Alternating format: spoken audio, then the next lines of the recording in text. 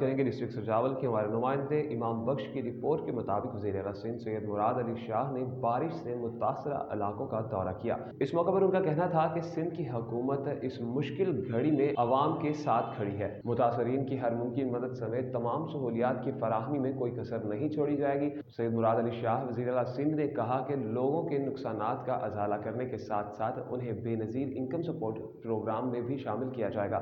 انہوں نے کہا کہ چیئرمین بلاول بھٹو زرداری کی خصوصی ہدایات پر سب سے پہلے صوبہ سندھ کے بارش متاثرہ علاقوں کے عوام کو ریسکیو کر کے انہیں اشیاء خوردونوش، پینے کے صاف پانی اور صحت کی سہولیات کی فراہمی سمیت ہر قسم کا ریلیف دینے کے لیے تمام وسائل بروئے کار لائے جا رہے ہیں تاکہ انہیں مشکلات سے بچایا جا سکے۔ پاکستان پیپلز پارٹی کو اپنے عوام کا احساس ہے، انہیں کسی صورت بھی بے یار و مددگار نہیں چھوڑا جائے گا۔ اس موقع پر وزیر اعلیٰ سندھ سید مراد علی شاہ نے کہا کہ پورے ملک بشمول صوبہ سندھ کراچی سے کشمور تک اس بار 500% بارشیں زیادہ ہوئی ہیں۔